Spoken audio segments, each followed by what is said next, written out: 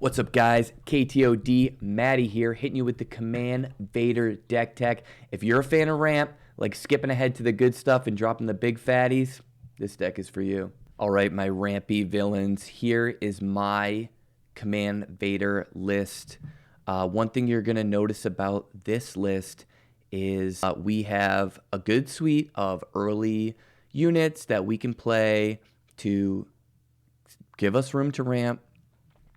We have some cool utility cards like Traitorous that give us a wide range of use. Really good stealing, Boba Fett units against Boba Fett. It's good against some of the fringe strategies that try to upgrade their units. And it's good against like a Han deck that's trying to put out a 3-drop right away. So it's one of those utility cards. I think it's good at 2. 3, I don't want to see it in multiples, so I think 2 is the sweet spot for that card. Some other utility that I really like to run is Snowtrooper Lieutenant. It lets you, in this deck tech, I'm going to talk about how you want your low units to trade up, and so Snowtrooper Lieutenant lets you do that. It's also really good off your Vader flip, because if you have a unit out, you play Vader, you flip the Snowtrooper Lieutenant, that triggers. Someone that's already on the board gets to attack, that buffed up attack, and then Vader's ambush hits. So it lets you do 3 things at once. It lets you play a unit and attack twice. That's pretty broken. In our videos, in our general strategy discussion, we'll talk about breaking the action economy of the game. And cards like Vader do that. And then when you couple them with Snowtrooper Lieutenant, you're just exacerbating that ability. So really cool utility thing there. I think 2 is a good number for it. 3, sometimes you don't want to draw this card in multiple. I don't think this is the deck that takes the most advantage of Snowtrooper Lieutenant. So I don't want 3, and I don't want 1 because you're just not going to see it that much. Other cards you might be keyed in on are Vader's Lightsaber. So one thing that I really think about when building a deck is my flip turn. So with Vader, there's a few turns that he can come out. I call it a flip because you flip him to deploy him. So when looking at a Vader flip turn, there's kind of 2 ways that I see it. I see being on 6 resources and playing something like a resupply, which would give me 3 more resources left. And then I look just at 7. I'm at 7 resources and I deploy him. So looking at the 7 resource turn, let's see what counts up and adds to 7. And the first thing that I look at is Overwhelming Barrage and Vader's Lightsaber. So you're a little behind on the board. You really need a big impact flip turn, as I call it. Vader's Lightsaber with Barrage is going to go ahead and completely take over the game for you. The Vader's Lightsaber comes down, it takes out a guy. Overwhelming Barrage is now going to hit for approximately 1 million damage and is going to take out the rest of their board, and then they can go ahead and respond and play something, at which point you can kill it, or you can start the race and you can just attack them for 1 million damage. So that's kind of the plan there. The other plan is you're on 6 resources, you resupply. Now your Vader can come out, and what can you do with that 3? So you can, open fire, you can still Vader's Lightsaber, or you can drop a cell block guard to kind of defend you. So those are the ways that I'm looking at it. And then obviously you can run hot and have, all the ramp in the world, at which point you can set up a turn 3 Vader by playing a super laser tech, attacking with it the next turn, ECLing a super laser tech, and playing resupply. It's kind of broken. Maybe that happens in 5% of your games or something, but that's something to look out for. That's another flip turn that you can be aware of. So while in other decks, sometimes you don't want to draw multiple ramp because you really just need the 1 to get you online. This is a deck that really leans into ramp, and that's why we have, 5, 8 drops and all that stuff. A lot of you might asking, why Vader? Why would I play Vader over any other leader? And we're going to get right to the unit side. Vader is a unit at 5'8" with an on-attack ability that pings a unit, whether it's the one he wants to attack, take down someone big, someone up in the sky as a ship that you need to finish off. Vader can completely take over the game once he hits the board. Villain Command has 2 instances of ramp, more than the Rebel side, so you're able to reliably get Vader out sooner, sometimes double, triple ramping to get Vader out as early as turn 3. And then on the other side, what can you do with Vader? You can suit him up with the lightsaber, very cheap removal spell that makes Vader a 8/9, which is kind of insane.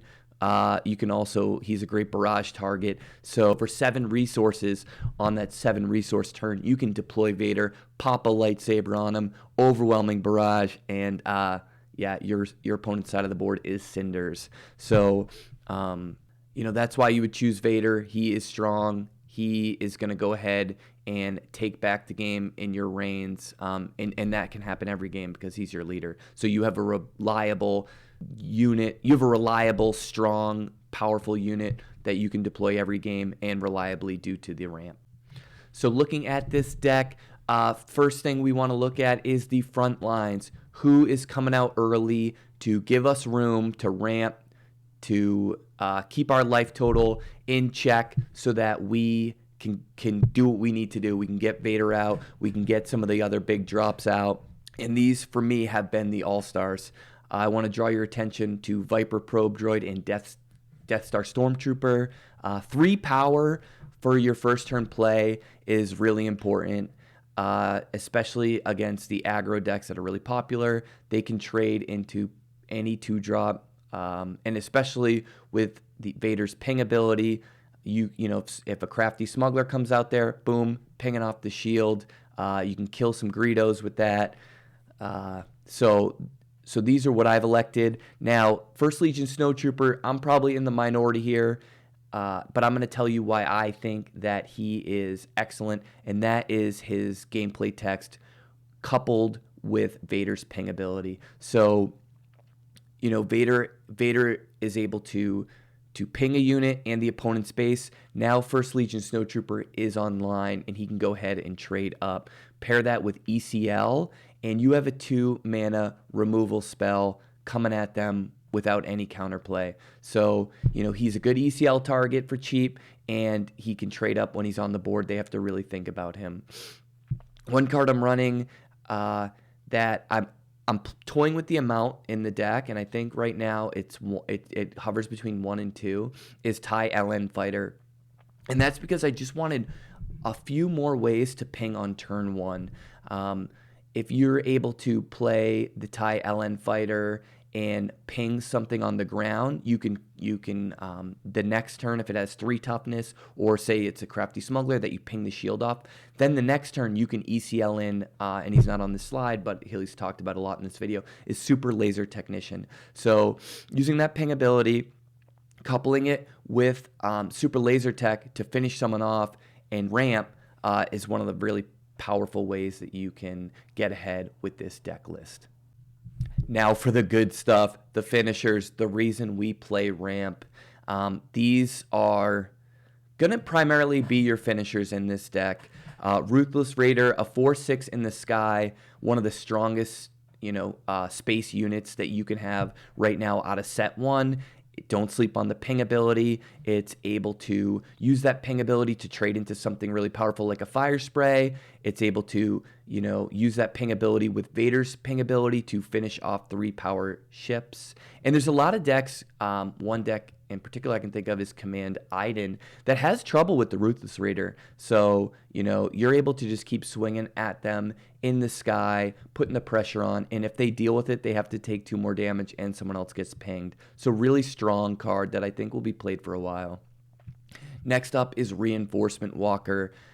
This card is going to be sometimes your win condition against aggro decks, getting that healing to put your base out of range of their burn or any kind of overwhelm that they kind of have planned. And against the control and mid-range decks, it's a way of card advantage. So the 6/9 body, hard to remove, great barrage target, and then it's on play when played in on attack ability really can get you ahead. And finally, You know, sometimes you just have to do it. The Emperor Palpatine himself comes into play, can, if they're trying to go wide, can take out a lot of units, or, you know, Boba's really popular, takes down a fire spray. The Overwhelm is significant in that, again, another good barrage target. Or just when you're, you know, when you're killing units, but you need to put the pressure on, the Overwhelm lets you damage their base. So do two things at once, which is something we're always looking to do in this game. So I just wanted to go over some of the game plans this deck has, starting with aggro. You know, Sabine is, well, let's say this. Command Sabine is one of Vader's worst matchups. I actually have had good success against the other versions of Sabine, but Command Sabine with ECL, with Overwhelm, can be trouble. So these are some of the cards that are going to help you in that matchup. A completely acceptable turn one, you know, if you don't have the play or you don't have some of those early game units I talked about earlier, a completely acceptable turn one is to go ahead and claim and either open fire, or if they played like an A-Wing, ECL in a Consortium Star Viper. Against Sabine, you do not want to let her cascade that turn one play into a fleet commander or a wing leader. And sometimes that will be their hand. It'll be a turn one play. They'll ping, try to see where you're going to dodge you in you know, space arena or land arena, and then they're gonna try to cascade those come into play abilities to put the pressure on you early. So claiming and taking care of their first turn play is one of the big keys to success. Another one, if you can, is to save your force choke for Sabine. In the Command Sabine matchup, you know, Sabine herself is a big issue. That deck likes to play Steadfast Battalion. We can't be having that, so we need to take out Sabine so that way we don't have a 7/7 Overwhelm coming at us with ECL. But against the other versions of Sabine, you can be a little more liberal with your force choke. And then finally, we're really trying to set up a barrage. So once we've slowed them down, the finishing touch will be a barrage to kind of wipe up what's left, and then we can put ourselves on the offensive. Our win condition here, and I talked about it in the last slide, is Reinforcement Walker. We need to start healing stat, and that's why Star Viper, seen on this slide, is really important, because we want to be claiming, we want to be restoring, and it feels really bad for them to ECL back into a Star Viper because they've used one of their biggest tools for reach, and it's going to trade into any ship that they have. So yeah, sticking to early Star Viper is a big way to be successful in that matchup. So going into the game plan versus mid-range and control, and I think it's pretty similar. We want to be ramping. That's what this deck does. We want to go up and over our opponent and start dropping the good stuff. And so we see Palp here. We see Vader. Walker is a completely acceptable card to be playing against them. I've already highlighted that. But, you know, this is where Darth Vader shines. Being able to do two things at once really lets you get ahead on them. And if you do it early, you're just so far ahead on board by the time you play Commander of the First Legion and you play your own Vader. There's just too much for them to deal with. So the game plan, you save those ramp. We want to be double ramping. We can even triple ramp and go ahead, get our Vader out there, pair with the finishers, and just go above their heads. All right, looking into sideboarding. This is my makeup right now, and as you can see, it's heavily leaning towards the aggro matchup. Now, one card that I'm working on that might stand out a little bit is Emperor's Royal Guard. This is not completely dedicated to getting Emperor's Royal Guard online for Sentinel.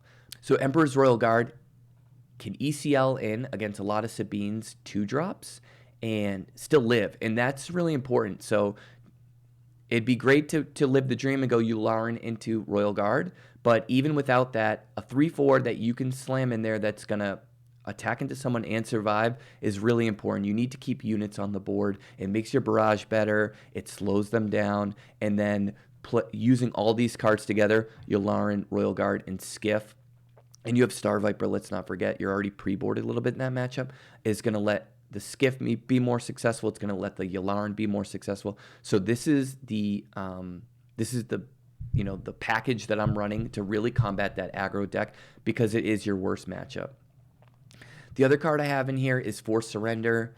Force Surrender is great against Iden. I think it's still really good against like Boba Fett, because what you're going to try to do is you're going to try to ramp past them and attack their hand. So, this is one way to do that. Any control decks, any control mirror, I think that this ramp deck Eats Alive and Force Surrender just kind of solidifies that matchup. So your plan is really fighting aggro. You're already pretty good against Boba and pretty good against Iden or, these Krennic decks.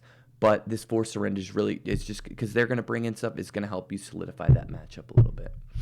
All right, guys, that's my Command Vader deck tech. Let me know in the comments what you think, how you might change it. If you try this deck out, hit me up, Discord, YouTube, wherever you see me in person. I'd love to hear how things are going for you, what's working, what you changed. Like I always say, make this deck your own. Fit your play style, fit your local meta, but I think this is a really strong deck in the top 5 that you can take in, and given the tournament, can go ahead and spike.